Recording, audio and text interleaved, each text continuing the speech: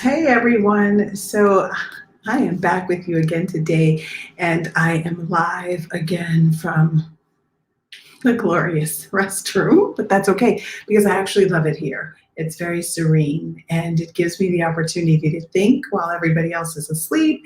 And I get to come up with magnificent ideas that are going to impact the children. I've got what a- that is the tree that exists outside at the entrance to the resort, and it's just an amazing, beautiful tree. People get married underneath that tree and host events, and it's all lit up, and it's just a glorious tree.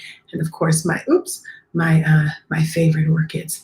And so tonight or today, I wanted to come in and talk to you all about enrichment, homeschooling, and uncovering opportunities.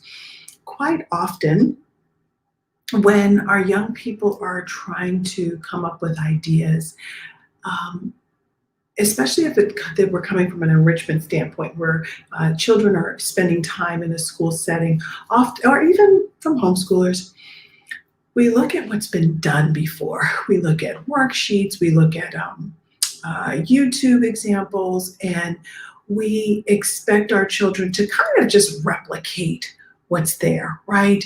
Instead of being creators, instead of coming up with their own ideas. And I'm not saying that all this is for everyone, that everybody's this way, but it's important as we continue to try to take our children to this next level, helping them reach this place of mastering science, technology, engineering, arts, and math. It's important that we position them to have open-ended assignments or open-ended experiences so that they can uncover opportunities. They can take greater risks, controlled risks, of course, but they can see outside of the box that's normally created when we're working from a traditional curricula. As you know, we take a constructivist approach. We allow our children, it's all project and problem based, one or the other, depending on what we're working on. And we leave it open-ended so that our young people can come up with things on their own, try it out, see whether or not it works. And then if we basically they're using the engineering design process, but they use it even outside of engineering. But they brainstorm, they come up with ideas and frameworks to see if their hypothesis will become true or if they need to iterate, right? And so when that happens, we open up our young people to new opportunities. We open them up to a world that they're not even familiar with yet because they are creating it as they go. And these things are really, really important for having the entrepreneurial mindset.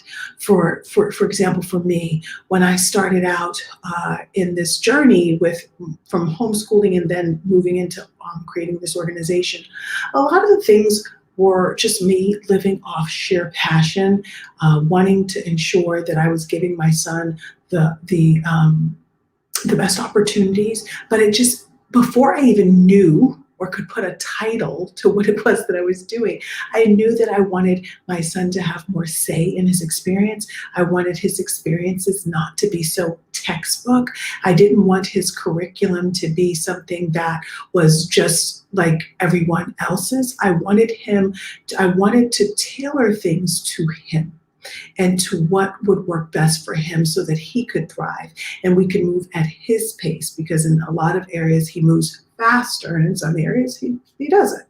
And in order to do that, I had to be flexible. So what I'm asking of you as parents, be flexible with your young people. Give them open-ended opportunities.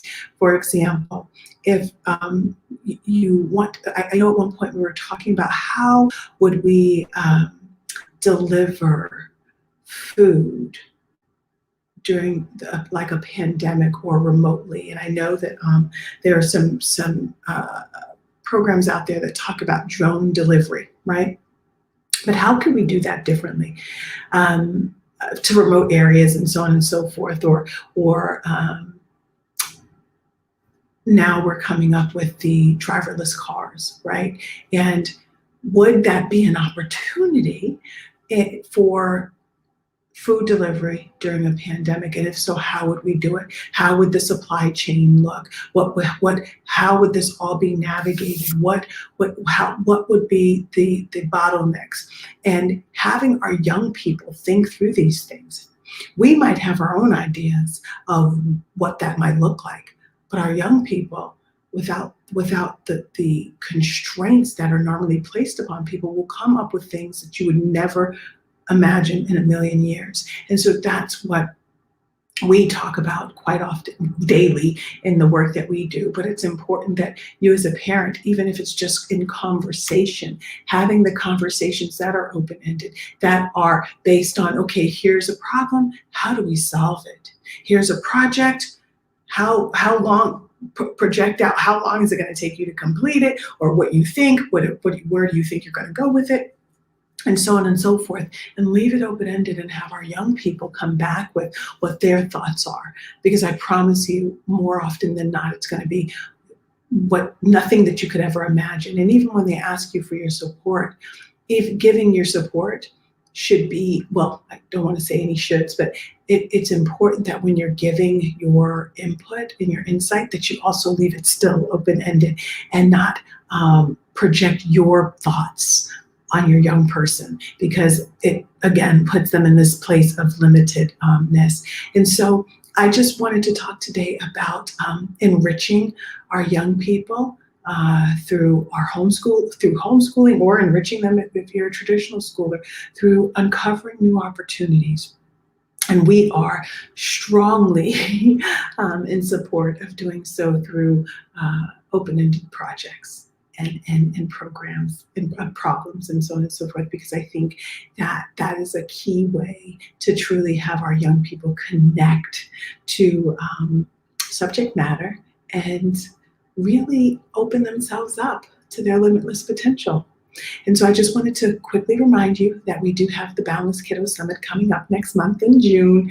I know we've moved the dates around a little bit. We had to, because we just kept getting more and more amazing speakers, and the content is growing, and we have just so many beautiful opportunities. And we're going to have our summer intensive that we're excited about, and we're going to be sharing as we launch things over the next couple of days. And the book, Reset, Retool, Reboot, is coming out as well, and we want you to pre-order it because it is truly going to help your preteens and teens really connect with themselves and work through finding out who they are and how they want to show up in the world and what their goals are, and really mapping them out, creating their life maps, which is something that we've coined as well.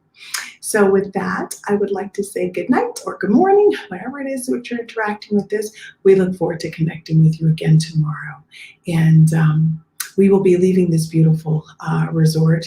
Our work here is temporarily done. As you know, we are relocating Novo Kiddo to Texas, and we're super duper excited about that.